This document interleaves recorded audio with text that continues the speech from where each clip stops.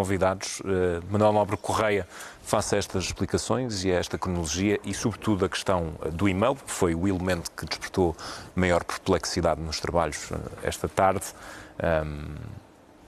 Isto compromete a versão do filho do Presidente e do ex-secretário de Estado da Saúde? Sim.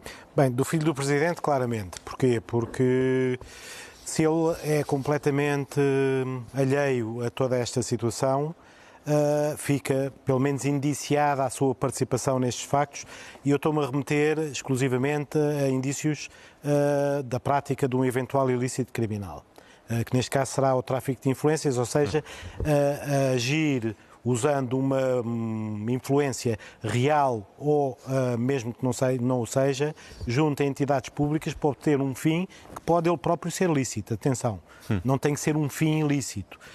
Mesmo que tenha sido seguido todo o procedimento que a lei prescreve para determinar a aplicação do tratamento a estas duas crianças, esse fim, a utilização de uma influência real ou fictícia junto de uma entidade pública, neste caso, uma das figuras mais importantes do nosso sistema político, pode configurar em abstrato um crime de tráfico de influências. Eu concordo em certo aspecto, concordo com aquilo que diz o professor Adalberto Campos Fernandes por uma razão muito simples.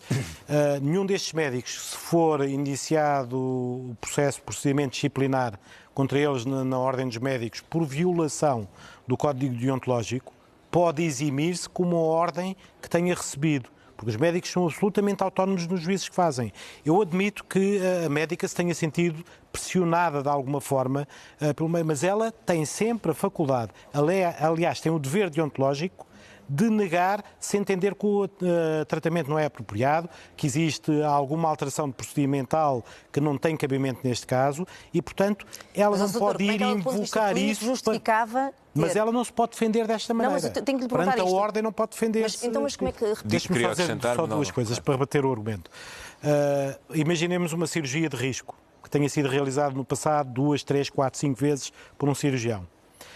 Ele não pode aceitar fazer uma nova cirurgia de risco a um doente com o mesmo quadro clínico apenas porque recebe instrução.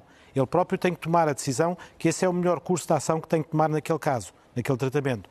Portanto, esse argumento eu entendo perfeitamente onde é que quer chegar e o seu raciocínio, mas esse não é aquilo que deontologicamente é imponível a um médico. O médico só pode decidir em face do caso concreto se entender que é adequado, independentemente das ordens. Imaginemos que... Mas aqui voltamos à questão da pressão, não é? Sim, não, e existe peço essa desculpa, pressão,